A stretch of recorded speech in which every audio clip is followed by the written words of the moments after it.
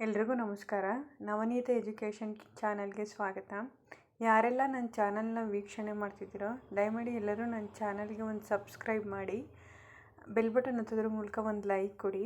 ಬನ್ನಿ ವಿದ್ಯಾರ್ಥಿಗಳೇ, ಇವತ್ತು ನಾವು 6ನೇ ತರಗತಿಯ ಭಾಗ 1ರ 24-25 ಪರಿಷ್ಕರಣೆಯ ಪುಸ್ತಕದ ಇತಿಹಾಸ ಭಾಗದ ಮೊದಲ ಅಧ್ಯಾಯವಾದಂತಹ ಇತಿಹಾಸದ ಪರಿಚಯ ಮತ್ತು ಆರಂಭಿಕ ಸಮಾಜ, ಇದರ ಪ್ರಶ್ನೆ ಮತ್ತು ಉತ್ತರಗಳ ಬಗ್ಗೆ ಚರ್ಚಿಸ್ತಾ ಹೋಗೋಣ. ಬನ್ನಿ, ಮೊದಲನೇ ಪ್ರಶ್ನೆ, ಖಾಲಿ ಬಿಟ್ಟ ಸ್ಥಳಗಳನ್ನು ಸೂಕ್ತ ಪದದಿಂದ ಭರ್ತಿ ಮಾಡಿ ಅಂತ ಇದೆ. ಅಲ್ಲಿ ಮೊದಲನೇ ಪ್ರಶ್ನೆ ಏನು ಕೊಟ್ಟಿದ್ದಾರೆ ಅಂದರೆ, ಅಕ್ಷರಗಳ ಪರಿಚಯವಿಲ್ಲದ ಕಾಲಘಟ್ಟವನ್ನು ಡ್ಯಾಶ್ ಕಾಲ ಎನ್ನುತ್ತಾರೆ. ಇದಕ್ಕೆ ಉತ್ತರ ಪ್ರಾಗೈತಿಹಾಸ ಕಾಲ. ಎರಡನೇ ಪ್ರಶ್ನೆ, ಸೂಕ್ಷ್ಮ ಶಿಲಾಯುಗವನ್ನು ಡ್ಯಾಶ್ ಶಿಲಾಯುಗವೆಂದು ಕರೆಯಲಾಗುವುದು. ಉತ್ತರ ಇದಕ್ಕೆ ಮಧ್ಯಶಿಲಾಯುಗ. ಮೂರನೇ ಪ್ರಶ್ನೆ, ಭಾರತ ಉಪಖಂಡದಲ್ಲಿ ಕೃಷಿಯ ಆರಂಭಿಕ ಕುರುಹುಗಳು ಡ್ಯಾಶ್ ನೆಲೆಯಲ್ಲಿ ಕಂಡುಬಂದಿವೆ. ಉತ್ತರ ಪಾಕಿಸ್ತಾನದ ಮೆಹರ್ಗರ್. ನಾಲ್ಕನೇ ಪ್ರಶ್ನೆ, ಇತಿಹಾಸದ ಪಿತಾಮಹ ಎಂದು ಡ್ಯಾಶ್ರನ್ನು ಕರೆಯಲಾಗುತ್ತದೆ. ಉತ್ತರ ಹೆರೋಡೋಟಸ್. ಇದಿಷ್ಟು ಬಿಟ್ಟ ಸ್ಥಳಗಳಾದರೆ ನೆಕ್ಸ್ಟ್ ಈ ಕೆಳಗಿನ ಪ್ರಶ್ನೆಗಳಿಗೆ ಉತ್ತರ ಬರೆಯಿರಿ. ಇದರಲ್ಲಿ ಮೊದಲನೇ ಪ್ರಶ್ನೆ ನೋಡೋದಾದರೆ, ಇತಿಹಾಸದ 3 ಪ್ರಧಾನ ಕಾಲಗಳು ಯಾವ್ಯಾವು? ಉತ್ತರ ಇತಿಹಾಸದ 3 ಪ್ರಧಾನ ಕಾಲಗಳೆಂದರೆ ಪ್ರಾಗೈತಿಹಾಸ ಕಾಲ, ಪೂರ್ವಭಾವಿ ಇತಿಹಾಸ ಕಾಲ ಮತ್ತು ಇತಿಹಾಸ ಕಾಲ. ಹಳೆಯ ಶಿಲಾಯುಗದ ಮಾನವರ ಉಪಕರಣಗಳನ್ನು ಹೆಸರಿಸಿ. ಪ್ರಶ್ನೆ 2, ಹಳೆಯ ಶಿಲಾಯುಗದ ಮಾನವರ ಉಪಕರಣಗಳನ್ನು ಹೆಸರಿಸಿ. ಉತ್ತರ ಹಳೆಯ ಶಿಲಾಯುಗದ ಮಾನವ ಉಪಕರಣಗಳೆಂದರೆ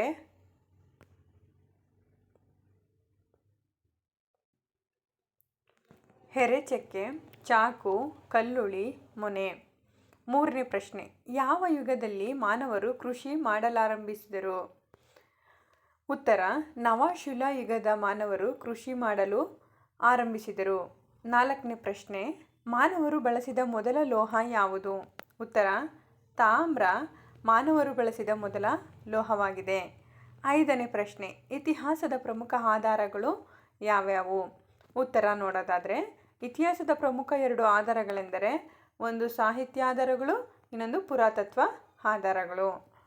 ಪುರಾತತ್ವ ಆಧಾರಗಳಿಗೆ ಉದಾಹರಣೆ ಕೊಡಿ. 6ನೇ ಪ್ರಶ್ನೆ, ಪುರಾತತ್ವ ಆಧಾರಗಳಿಗೆ ಉದಾಹರಣೆಗಳೆಂದರೆ ಒಂದು ನಾಣ್ಯಗಳು, ಸ್ಮಾರಕಗಳು ಮತ್ತು ಶಾಸನಗಳು.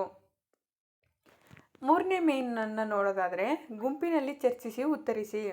ನವಶಿಲಾಯುಗದಲ್ಲಿ ಕೃಷಿಯ ಉಗಮಕ್ಕೆ ಕಾರಣವಾದ ಅಂಶಗಳು ಯಾವ್ಯಾವು? ನವಶಿಲಾಯುಗದಲ್ಲಿ ಕೃಷಿಯ ಉಗಮಕ್ಕೆ ಕಾರಣವಾದ ಅಂಶಗಳಂತಂದರೆ, ನವಶಿಲಾಯುಗದಲ್ಲಿ ಮಾನವರು ಅಲೆಯುವುದನ್ನು ಬಿಟ್ಟು ಆಹಾರ ಉತ್ಪಾದನೆಯಲ್ಲಿ ತೊಡಗಿದರು. ಎರಡನೇ ಪಾಯಿಂಟು, ನದಿಯ ತೀರಗಳಲ್ಲಿ ಫಲವತ್ತಾದ ಮೆಕ್ಕಲು ಮಣ್ಣಿನಲ್ಲಿ ಕೃಷಿಯನ್ನು ಆರಂಭಿಸಿದರು. ಮೂರನೇದು, ಕೃಷಿಯು ನವಶಿಲಾಯುಗದ ಜನರಿಗೆ ಧಾನ್ಯವನ್ನು ಮತ್ತು ಅವರ ಪಶುಗಳಿಗೆ ಮೇವನ್ನು ಪೂರೈಸಿತು. ಎರಡನೇ ಪ್ರಶ್ನೆಯನ್ನು ನೋಡ್ತಾ ಹೋಗೋದಾದರೆ, ಕಬ್ಬಿಣದ ಪರಿಚಯದಿಂದ ಕಬ್ಬಿಣ ಯುಗದಲ್ಲಿ ಉಂಟಾದ ಬದಲಾವಣೆಗಳೇನು? ಉತ್ತರಗಳು, ಕಬ್ಬಿಣವು 3500 ವರ್ಷಗಳ ಹಿಂದೆಯೇ ದಕ್ಷಿಣ ಭಾರತದಲ್ಲಿ ಬಳಕೆಗೆ ಬಂದಿತು. ಈ ಕಾಲವನ್ನು ಬೃಹತ್ ಶಿಲಾ ಸಂಸ್ಕೃತಿಯ ಕಾಲವೆಂದು ಕರೆಯುತ್ತಾರೆ. ಕಬ್ಬಿಣ ಅತ್ಯಂತ ಗಡುಸಾದ ಲೋಹವಾಗಿದೆ.